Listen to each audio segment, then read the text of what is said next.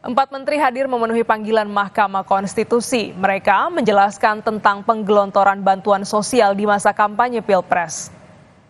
Dua menteri koordinator, yakni Perekonomian serta Pembangunan Manusia dan Kebudayaan atau PMK, serta Menteri Sosial dan Menteri Keuangan menjelaskan kepada 8 hakim Mahkamah Konstitusi tentang bantuan sosial yang digelontorkan pada masa kampanye hingga pemungutan suara pemilihan Presiden 2024. Dua kubu peserta Pilpres, Anies Muhaimin dan Ganjar Mahfud menilai pemberian bantuan sosial oleh pemerintah dianggap sebagai hal yang membuat proses Pilpres tidak netral.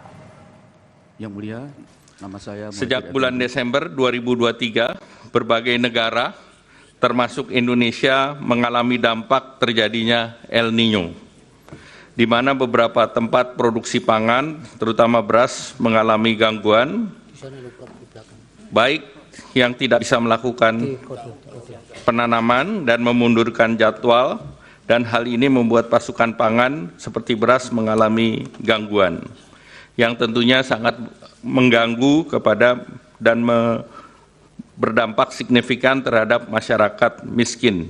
Selain bantuan sosial, bantuan beberapa negara, Malaysia juga memberikan bantuan keluarga untuk 8,7 juta keluarga atau 25,4% penduduk dengan anggaran setara dengan 25 triliun periode Januari sampai Desember 2023 dan dilanjutkan 2024 sampai dengan September. Filipina memberikan bantuan tunai untuk 2,3 juta petani. Ini juga akibat El Niño.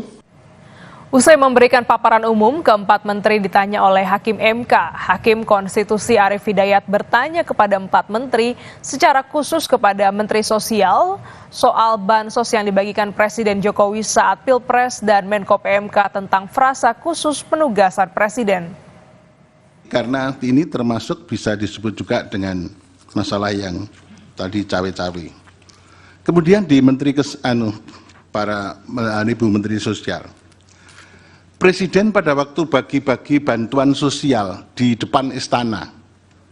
Presiden pada waktu keliling kemarin dipertanyakan oleh teman-teman dari pemohon 2. Presiden keliling ke berbagai daerah melakukan kunjungan-kunjungan daerah pas kebetulan itu di waktu kampanye.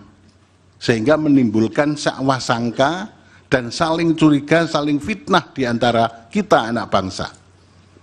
Nah, itu menggunakan bansos apa, di mana, dari mana itu. Tapi kok ada frasa yang khusus penugasan presiden.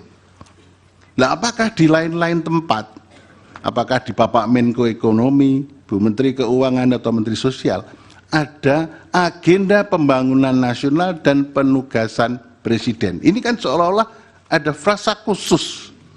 Presiden punya misi tertentu, visi tertentu untuk melaksanakan apa ini biasanya dilakukan.